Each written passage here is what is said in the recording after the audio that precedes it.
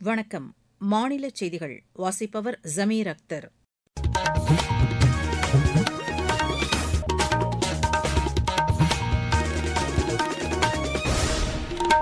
தலைப்புச் செய்திகள். வளர்ச்சியடைந்த இந்தியாவிற்கான ஊரக வேலைவாய்ப்பு உறுதி மற்றும் வாழ்வாதார சட்டம் மூலம் 125 நாள் வேலைக்கு உத்தரவாதம் அளிக்கப்பட்டிருப்பதாக மத்திய அரசு தெரிவித்துள்ளது. பிஜேபி தேசிய தலைவர் தேர்தலுக்கான வேட்புமனு தாக்கல் இன்று நடைபெறுகிறது.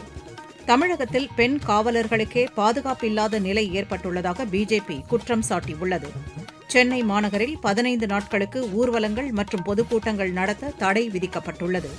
விஜய் ஹசாரே கோப்பை கிரிக்கெட் போட்டியில் சௌராஷ்டிரா அணியை 38 ரன் வித்தியாசத்தில் வீழ்த்தி விதர்பா அணி பட்டம் வென்றது. இனி விரிவான செய்திகள். வளர்ச்சியடைந்த இந்தியாவிற்கான ஊரக வேலைவாய்ப்பு உறுதி மற்றும் வாழ்வாதார சட்டம் மூலம் 125 நாள் வேலைக்கு உத்தரவாதம் அளிக்கப்பட்டிருப்பதாக மத்திய அரசு தெரிவித்துள்ளது. இது தொடர்பாக மத்திய அரசு வெளியிட்டுள்ள விளக்க அறிக்கையில், இந்த சட்டத்தின் மூலம் கிராமப்புறங்களைச் சேர்ந்த ஒவ்வொரு குடும்பத்திற்கும் 125 நாள் வேலைவாய்ப்பு உறுதி செய்யப்பட்டிருப்பதாக தெரிவிக்கப்பட்டுள்ளது. இந்த சட்டத்தின் கீழ் 15 நாட்களுக்குள் வேலைவாய்ப்பு வழங்கப்படாவிட்டால் வேலைவாய்ப்பு கிடைக்காதோருக்கான உதவித்தொகை வழங்குவது கட்டாயமாக்கப்பட்டிருப்பதாகவும் அதில் கூறப்பட்டுள்ளது. மேலும் புதிய சட்டத்தின் கீழ் 15 நாட்களுக்குள் ஊதியம் வழங்குவதற்கும் உத்தரவாதம் அளிக்கப்பட்டிருப்பதாக மத்திய அரசு தெரிவித்துள்ளது. பிஜேபி தேசிய தலைவர் தேர்தலுக்கான வேட்புமனு தாக்கல் இன்று நடைபெறுகிறது. இதுகுறித்து அக்கட்சியின் தேர்தல் அதிகாரி திரு கே லக்ஷ்மண் வெளியிட்டுள்ள அட்டவணையின்படி, தலைவர் தேர்தலில் போட்டியிட விரும்புவோர் இன்று பிற்பகல் 2 மணி முதல் 4 மணி வரை மனு தாக்கல் செய்யலாம். இந்த மனுக்களின் மீதான பரிசீலனை பிற்பகல் 4 மணி முதல் 5 மணி வரை மேற்கொள்ளப்படுவதுடன் மனுக்களை திரும்பப் பெற மாலை 6 மணி வரை அவகாசம் அளிக்கப்பட்டுள்ளது. போட்டி இருப்பின் நாளை தேர்தல் நடத்தப்பட்டு புதிய தலைவர் யார் என்பதும் நாளையே அறிவிக்கப்படும் என்று தெரிவிக்கப்பட்டுள்ளது. விருதுநகர் மாவட்டம் காரியாபட்டி அருகே குண்டாற்றின் குறுக்கே சுமார் 23 கோடியே 85 லட்சம் ரூபாய் மதிப்பீட்டில் தடுப்பணை கட்டும் பணிக்கு மாநில நிதியமைச்சர் திரு தங்கம் தென்னரசு அடிக்கல் நாட்டினார். நிகழ்ச்சியில் பேசிய அவர், 170 மீட்டர் நீளம், 2 மீட்டர் உயரத்தில் கட்டப்படும் இந்த அணைக்கட்டு மூலம் காரியாபட்டியை சுற்றியுள்ள 6 கிராமங்களைச் சேர்ந்த 284 ஏக்கர் விளை நிலங்கள் பாசன வசதி பெறும் என்றார். இதேபோன்று காரியாபட்டியை அடுத்த சென்னம்பட்டி இடது பிரதான கால்வாயை சுமார் 22 கோடி ரூபாய் மதிப்பீட்டில் புனரமைக்கும் பணிகளையும் திரு தங்கம் தென்னரசு தொடங்கி வைத்தார். தமிழகத்தில் பெண் காவலர்களுக்கே பாதுகாப்பில்லாத நிலை ஏற்பட்டுள்ளதாக பிஜேபி மாநில தலைவர் திரு நயினார் நாகேந்திரன் குற்றம் சாட்டியுள்ளார். இதுகுறித்து அவர் வெளியிட்டுள்ள சமூக வலைதள பதிவில், ராமநாதபுரம் மாவட்டம் பரமக்குடிக்கு முதலமைச்சரின் பாதுகாப்பு பணிக்காக சென்ற பெண் காவலர்களை சிறப்பு காவல் உதவி ஆய்வாளர் ஒருவர் செல்போன் மூலம் படம் பிடித்ததாக வெளியாகியுள்ள செய்தி அதிர்ச்சி அளிப்பதாக கூறியுள்ளார். திமுக ஆட்சி பொறுப்பேற்றது முதற்கொண்டே பெண்களின் பாதுகாப்பு கேள்விக்குறியாகி இருப்பதாக தெரிவித்துள்ள திரு நயினார் நாகேந்திரன், வரவிருக்கும் சட்டப்பேரவைத் தேர்தலில் ஆட்சி மாற்றத்தை ஏற்படுத்துவதன் மூலமே தமிழகத்தை அமைதி பூங்காவாக மாற்ற முடியும் என்றும் குறிப்பிட்டுள்ளார். சென்னை மாநகரில் சட்டம் ஒழுங்கை பராமரிக்கும் விதமாக மாநகர காவல் சட்டம் 41வது பிரிவின் கீழ் பொதுக்கூட்டங்கள் மற்றும் ஊர்வலங்கள் நடத்த தடை விதிக்கப்பட்டுள்ளது. இது தொடர்பாக மாநகர காவல் ஆணையர் திரு அருண் வெளியிட்டுள்ள செய்திக்குறிப்பில், இந்த தடை உத்தரவு நேற்று பிற்பகல் முதல் நடைமுறைக்கு வந்துள்ளதாக தெரிவித்துள்ளார். அடுத்த மாதம் 2ஆம் தேதி வரை 15 நாட்களுக்கு இந்த தடை உத்தரவு அமலில் இருக்கும் என்றும், உரிய முன் அனுமதியின்றி பொது இடங்களில் ஊர்வலம் மற்றும் பொதுக்கூட்டம் நடத்துவோர் மீது கடும் நடவடிக்கை எடுக்கப்படும் என்றும் மாநகர காவல் ஆணையர் தெரிவித்துள்ளார். தேனி அருகே கர்நாடக ஐயப்ப பக்தர்கள் தாக்கப்பட்டதாக வெளியான தகவல் தவறானது என்று தென்மண்டல காவல்துறை ஐஜி திரு விஜயேந்திர பிதாரி தெரிவித்துள்ளார். மதுரையில் செய்தியாளர்களிடம் பேசிய அவர், இது தொடர்பாக சமூக வலைதளங்களில் பரவி வரும் தகவல் மிகைப்படுத்தப்பட்டது என்று கூறியுள்ளார். தேனி அல்லி நகரம் அருகே கர்நாடக ஐயப்ப பக்தர்கள் பயணம் செய்யும் வாகனங்கள் மீது லாரி மோதி விபத்து ஏற்பட்டதாக தெரிவித்தார். இது தொடர்பாக யாரும் புகார் செய்யாத நிலையில் காவல்துறை தாமாக முன்வந்து நடவடிக்கை மேற்கொண்டு தேனியைச் சேர்ந்த ஒருவரை கைது செய்துள்ளதாகவும் அவர் குறிப்பிட்டார். இதுகுறித்த முழுமையான விவரம் கர்நாடக காவல்துறைக்கும் தெரிவிக்கப்பட்டிருப்பதாக கூறிய திரு விஜயேந்திர பிதாரி, தனிப்பட்ட விபத்தை மாநில அல்லது மொழி பிரச்சினையாக மாற்ற முயற்சிக்க வேண்டாம் என்றும் கேட்டுக் கொண்டுள்ளார். நீங்கள் கேட்டுக்கொண்டிருப்பது மாநில செய்தி அறிக்கை. ஊரக வளர்ச்சிக்கான புதிய அத்தியாயம். வளர்ச்சியடைந்த இந்தியாவிற்கான ஊரக வேலைவாய்ப்பு உறுதி மற்றும் வாழ்வாதார சட்டம். இந்த சட்டம் வருடத்திற்கு 125 நாட்கள் வேலையை உறுதி செய்கிறது. இதில் வாரந்தோறும் ஊதியம் வழங்கப்படுவது கட்டாயமாக்கப்பட்டுள்ளது. பணி முடிந்த 15 நாட்களுக்குள் ஊதியம் வழங்குவதை உறுதி செய்வதற்கான அம்சங்களும் இதில் இடம்பெற்றுள்ளன. ஊதியம் காலதாமதமாக வழங்கப்பட்டால் அதற்கான இழப்பீட்டுத் தொகைக்கும் இதில் வகை செய்யப்பட்டுள்ளது.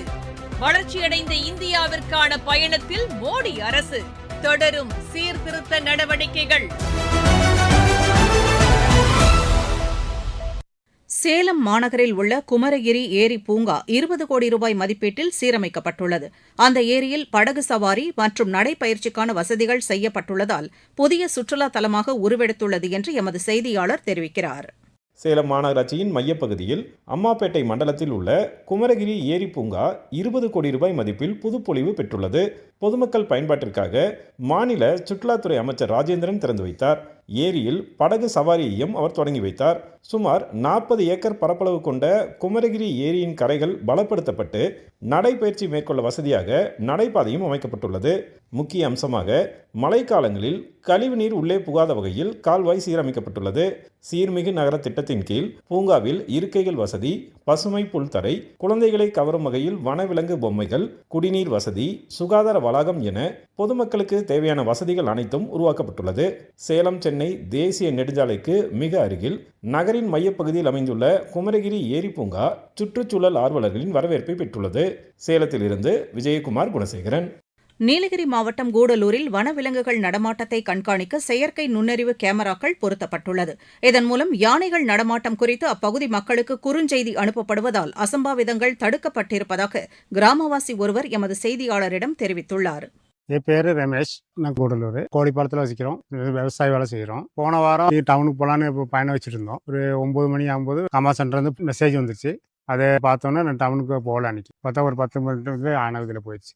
அன்றைக்கி மட்டும் கண்ட்ரோல் ரூம்லேருந்து மெசேஜ் வரலன்னா நான் அன்றைக்கி வெளியே போயிருப்போம். ஆணையிட்ட மாட்டியிருக்கேன். ஒரு பெரிய விபத்துலேருந்து அன்றைக்கி ஆபத்து. கண்ட்ரோல் ரூம்லேருந்து மெசேஜ் வந்ததுனால நான் சேஃபாக வீட்டில் இருந்துட்டு கேமரானால இப்போ நாங்கள் தைரியமாக நைட்லாம் வெளியே போயிட்டு வந்துட்டுருக்கோம். எங்கே இருந்தாலும் எங்களுக்கு அலாட்டம் மெசேஜ் வருது. இப்போ டார்ச் இல்லாட்டி கூட நம்ம போயிட்டு வரலாம். ஃபஸ்ட்லாம் போக முடியாது, நிற்கிதுன்னு தெரியாது.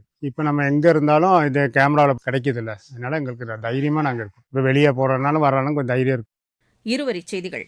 சிரியாவில் குர்திஷ் கிளர்ச்சியாளர்களுடன் நாடு தழுவிய சண்டை நிறுத்தம் மேற்கொள்ளப்படுவதாக அந்நாட்டு அரசு அறிவித்துள்ளது. ஈரானில் நடைபெற்று வரும் போராட்டம் காரணமாக இதுவரை பாதுகாப்பு படை வீரர்கள் 500 பேர் உட்பட 5000 பேர் உயிரிழந்தனர். மும்பை மாநகரில் குடிநீர் விநியோக குழாய் பராமரிப்பு பணி காரணமாக தாதர், அந்தேரி, குர்லா உள்ளிட்ட பகுதிகளில் நாளை முதல் 3 நாட்களுக்கு குடிநீர் விநியோகம் தடைப்படும் என்று மாநகராட்சி அறிவித்துள்ளது. சத்தீஸ்கரில் பாதுகாப்பு படையினர் மேற்கொண்ட கூட்டு நடவடிக்கையில் 4 பெண்கள் உட்பட 6 நக்சலைட்டுகள் கொல்லப்பட்டனர். திருவள்ளூர் அருகே கூவம் ஆற்றில் கண்டெடுக்கப்பட்ட 50க்கும் மேற்பட்ட சாமி சிலைகள் எப்படி வந்தது என்பது குறித்து காவல்துறையினர் மற்றும் வருவாய்த்துறையினர் விசாரணை மேற்கொண்டுள்ளனர். திருநெல்வேலி நெல்லையப்பர் காந்திமதி அம்பாள் கோவில் லட்சதீப திருவிழா வெகு விமரிசையாக நடைபெற்றது. பொங்கல் கூட்ட நெரிசலை பயன்படுத்தி சேலம் ரயில் நிலையத்தில் முறைகேடாக ரயில் டிக்கெட் விற்பனையில் ஈடுபட்ட 4 பேர் கைது செய்யப்பட்டனர். காஞ்சிபுரம் வரதராஜ பெருமாள் கோவில் தை அமாவாசையை முன்னிட்டு நடைபெற்ற பெருமாள் புறப்பாடு நிகழ்ச்சியில் ஏராளமானோர் பங்கேற்று தரிசனம் செய்தனர். சென்னை மெரினா கடற்கரையை தூய்மையாக பராமரிப்பதற்கான என் சென்னை என் பெருமை என் மெரினா என் பொறுப்பு என்ற விழிப்புணர்வு இயக்கத்தை மாநகராட்சி ஆணையர் திரு குமரகுருபரன் நேற்று தொடங்கி வைத்தார். சென்னை சங்கமம் திருவிழாவின் ஒரு பகுதியாக சென்னை ஜாஃபர்கான்பேட்டை ராகவன் காலனியில் அசாம் மாநில கலைஞர்களின் பிஹு நடனத்தை ஏராளமானோர் கண்டு மகிழ்ந்தனர். சென்னை மெரினா, பெசன்ட் நகர் உள்ளிட்ட கடற்கரைகளில் விதிமுறைகளை மீறி குப்பை கொட்டிய 241 பேரிடம் 1,90,500 ரூபாய் அபராதமாக வசூலிக்கப்பட்டுள்ளது. விளையாட்டுச் செய்திகள். விஜய் ஹசாரே கோப்பை கிரிக்கெட் போட்டியில் சௌராஷ்டிரா அணியை 38 ரன் வித்தியாசத்தில் வீழ்த்தி விதர்பா அணி பட்டம் வென்றது. பெங்களூருவில் நேற்று நடைபெற்ற ஆட்டத்தில் முதலில் களமிறங்கிய விதர்பா அணி நிர்ணயிக்கப்பட்ட 50 ஓவரில் 8 விக்கெட் இழப்புக்கு 317 ரன் எடுத்தது. பின்னர் 318 ரன் என்ற வெற்றி இலக்குடன் களமிறங்கிய சௌராஷ்டிரா அணி 48.5 ஓவரிலேயே 279 ரன்னுக்கு ஆட்டமிழந்தது. இந்தூரில் நடைபெற்ற இந்தியாவுக்கு எதிரான 3வது மற்றும் இறுதி ஒருநாள் கிரிக்கெட் போட்டியில் நியூசிலாந்து அணி 41 ரன் வித்தியாசத்தில் வெற்றி பெற்று 2-1 என்ற கணக்கில் தொடரை கைப்பற்றியது. மீண்டும் தலைப்புச் செய்திகள். வளர்ச்சியடைந்த இந்தியாவிற்கான ஊரக வேலைவாய்ப்பு உறுதி மற்றும் வாழ்வாதார சட்டம் மூலம் 125 நாள் வேலைக்கு உத்தரவாதம் அளிக்கப்பட்டிருப்பதாக மத்திய அரசு தெரிவித்துள்ளது. பிஜேபி தேசிய தலைவர் தேர்தலுக்கான வேட்புமனு தாக்கல் இன்று நடைபெறுகிறது. தமிழகத்தில் பெண் காவலர்களுக்கே பாதுகாப்பில்லாத நிலை ஏற்பட்டுள்ளதாக பிஜேபி குற்றம் சாட்டியுள்ளது. சென்னை மாநகரில் 15 நாட்களுக்கு ஊர்வலங்கள் மற்றும் பொதுக்கூட்டங்கள் நடத்த தடை விதிக்கப்பட்டுள்ளது. விஜய் ஹசாரே கோப்பை கிரிக்கெட் போட்டியில் சௌராஷ்டிரா அணியை 38 ரன் வித்தியாசத்தில் வீழ்த்தி விதர்பா அணி பட்டம் வென்றது. செய்தி அறிக்கை நிறைவு பெற்றது.